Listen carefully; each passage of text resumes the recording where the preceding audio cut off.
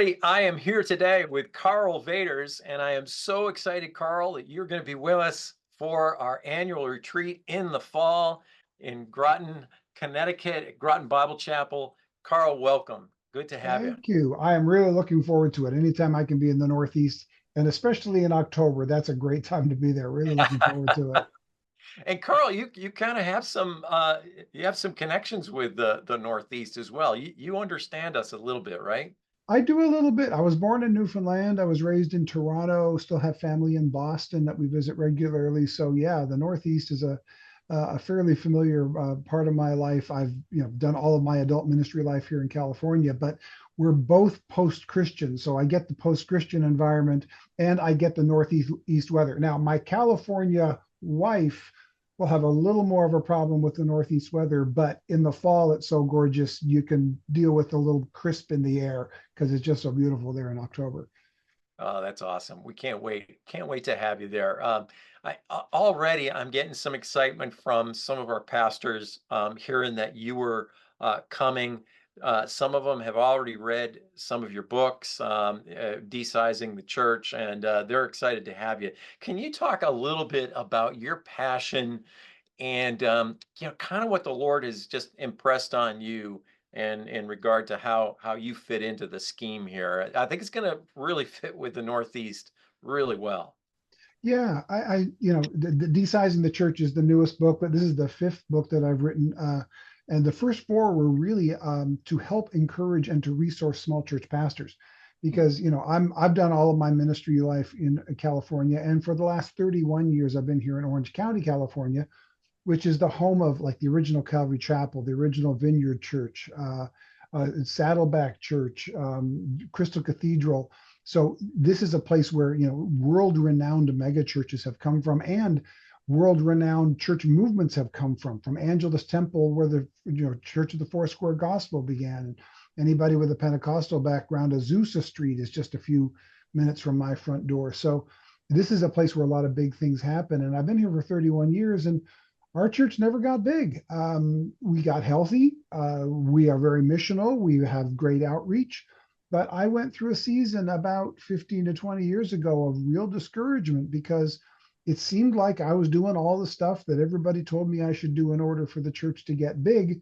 And while it got stable and it got healthy, it didn't get big. And so, using the all healthy things grow paradigm, the reverse of that must mean if my church isn't getting bigger, then I must not be as healthy as I think.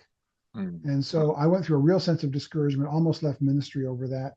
And Mm. the Lord helped me to be able to really redefine what success in ministry looks like and to start looking around and saying, wait a minute, I'm not the only one whose church isn't getting bigger as all the church growth stuff seems to promise. And in fact, like 90% of churches in the world are under 200. And the typical size church in America, at that time was 85 or 90, and today is about 50 or so. So if 50 is typical, then maybe typical isn't necessarily broken. Mm. And maybe small churches are part of God's strategy and not something that we need to fix. Yeah. So when I started changing my mindset from looking at small strategically rather than looking at small as a problem to fix, it changed my view of everything. And so Mm. now I get to be able to communicate not just that mindset shift, but also all of the new exciting tools that come with that mindset shift to other pastors who are in a similar position to what I've been in for my entire ministry. Amen to that.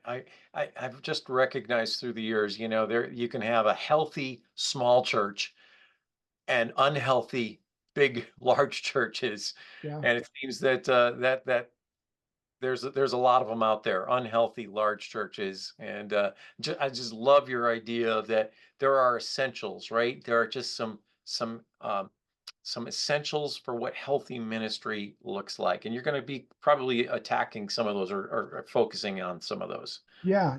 My second book was entitled Small Church Essentials because after I wrote my first book, The Grasshopper Myth, I was invited to come to places like yours and to spend so much time talking with fellow small church pastors.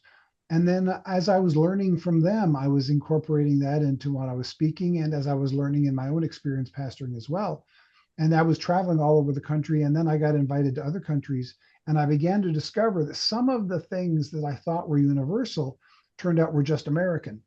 or Mm. just California or just my church. Yeah, yeah, And right. so the broad travel and the broad speaking and having conversations with literally thousands of pastors from all over the world helped me to boil it down to where I felt comfortable putting the word essentials on the cover of Small Church Essentials, because it wasn't just my ideas, but these ideas had come from and had been crowd tested in places all around the country and all around the world. And there are some things that all small churches hold in common that we can really help each other with. That's so good. I think this is going to be maybe a shot in the arm, I think, for a lot of our pastors in the Northeast. I mean, as you well know, and again, you alluded to it, the fact that, you're living in a post-Christian society culture there. We as well. And it's tough going sometimes. So our pastors need some encouragement around these things. Yeah, Yeah. we really do. It's strange for me to say post-Christian after I've just talked about how Orange County has all these massive churches. Yeah. But Yeah. but these churches all began, most of them 40, 50, 60 years ago. Yeah. And there are still some that are coming along larger. But I can tell you this, the fact that churches in my area, some of them are getting extremely large, Mm. also corresponds with the fact that we have not increased the percentage of Christians in our community. Mm, So mhm, part of what I deal with in desizing the church, and part of what I'll talk about when I'm with you, is we've got to redefine what church growth looks like. If the churches are getting bigger, but the percentage of Christians is getting smaller, mm, I can't label that church growth. That's just right. consolidation. We're just gathering into larger groups. So part Yeah. of what we got to be looking at is, what does it really mean to grow the church? That is, increase the percentage of Christians around us. Because in places like where you are, and places where where I am, where church attendance is in low single digits, we Mhm. got to work together on this. Amen. Yeah, Amen. It's so good. So good. Well, again, I am thrilled to have you. I know our folks are just going to love to have you with us. We're expecting to have uh, our numbers last year, as I said to you just a moment ago, we had over 100 people last year. I'm looking at kind of increasing that number from last year and looking at some good numbers. It looks like we're going to also have some campus ministers there as well, potentially fantastic. for this. So it's going to be great to have everybody in the room together. And yeah, we have a mission, and I sense this growing passion for a mission to the Northeast again amongst our pastors. So I'm excited to be a part of that and to have you be a part of that. So again, thanks so much for agreeing to come and be with us. So everybody, set your calendars for October 6th to the 8th.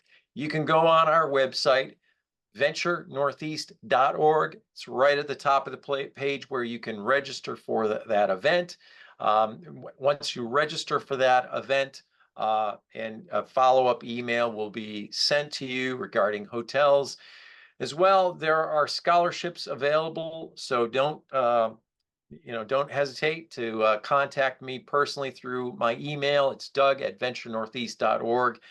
We want as many people to get to this as possible. So thanks so much for listening to us, folks. We'll see you in October. God bless.